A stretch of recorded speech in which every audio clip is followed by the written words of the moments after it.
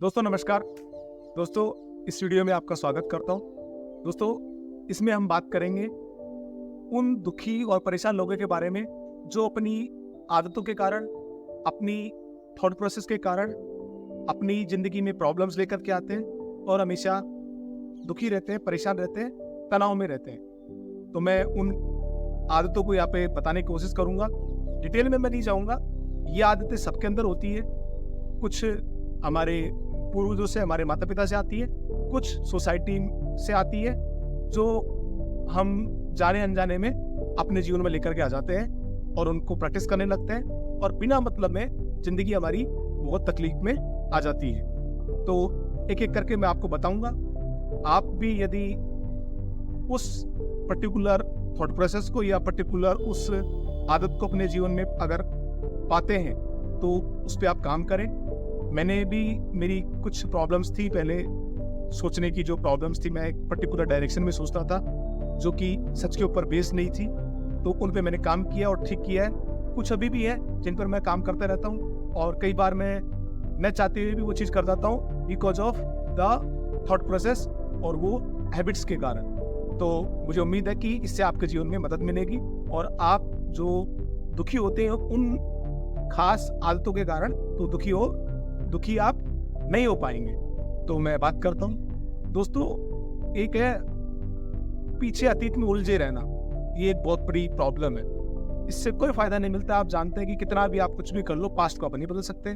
तो ये मैंने पहले मेरे पुराने वीडियो के अंदर भी मैंने बात करी थी। दूसरा है हमेशा भविष्य को लेकर के, फ्यूचर को लेकर के उसके बारे में ज्यादा सोचते रहना कि फ्यूचर में क्या होगा, कैसा होगा।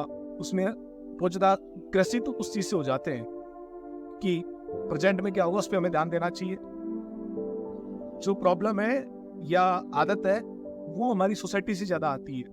उसमें हम सफल लोगों के साथ खुद की तुलना करने लग जाते हैं। तो ये एक प्रॉब्लम है।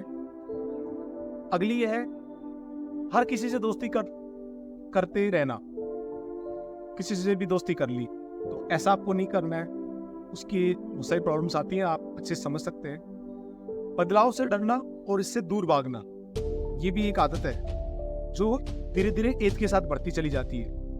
हम बदलाव से डरने लगते हैं। हमेशा आपको रेडी रहना होगा किसी प्रकार के बदलाव के लिए और उसमें खुद को डालने के लिए तैयार रहना होगा। एक और बहुत बुरी आदत होती है कुछ नया नहीं सीखना। आपको हमेशा कुछ नया सीखते रहना चाहिए, जो भी कुछ ऐसा प्रेजेंट में चल रहा है वो। एक और बहुत बड़ी आदत होती है हम डिसीजन नहीं लेते हैं।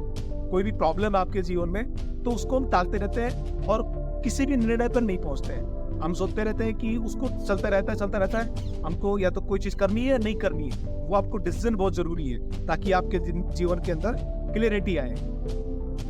ऐसे लोग आपने बहुत देखे होंगे सोसाइटी के अंदर जो हमेशा दूसरे को कसूरवार ठहराते रहते हैं, दूसरे को जिम्मेदार ठहराते रहते हैं। खुद कुछ नहीं करेंगे लेकिन दूसरों को जिम्मेदार ठहराते रहेंगे।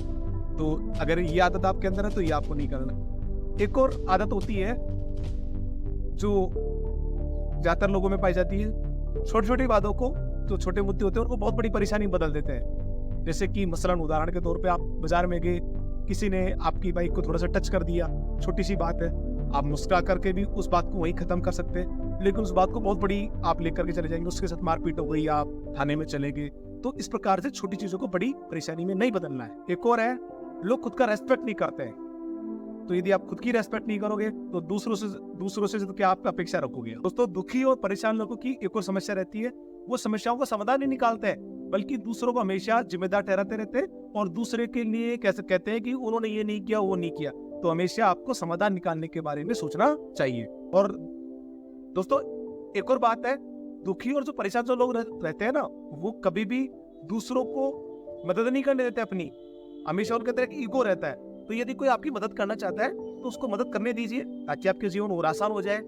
दोस्तों दुखी और परेशान लोगों की एक और बड़ी प्रॉब्लम होती है कि जो लोग उनको महत्व नहीं देते उनके साथ में वो बहुत समय बिताते हैं।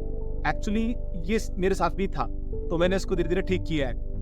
अब इस बात से मेरे दोस्त भी नाराज हो जाएंगे, लेकिन आपको उन लोगों के साथ समय नहीं बिताना जो आपको इम्पोर्टेंस नहीं देते हैं।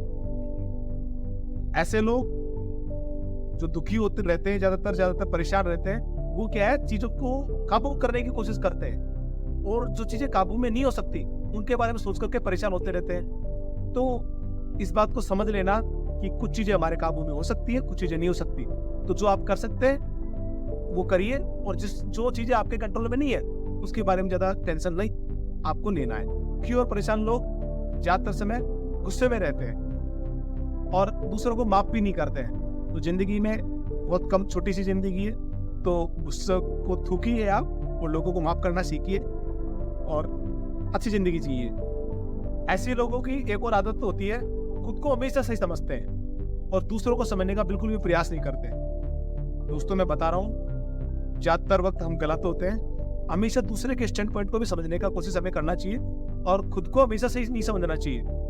आप भी गलत हो सकते हैं। ऐसे लोग, जो लोग उनसे बेहतर होते हैं, उनको स्वीकार नहीं करते। तो यदि जो लोग आपसे बेटर है तो बिल्कुल उनको स्वीकार करिए और खुले दिल से, खुले मन से उनकी तारीफ करिए। ऐसे लोग मुश्किल परिस्थिति में पीछे हट जाते हैं। आप देख सकते हैं अपने आसपास।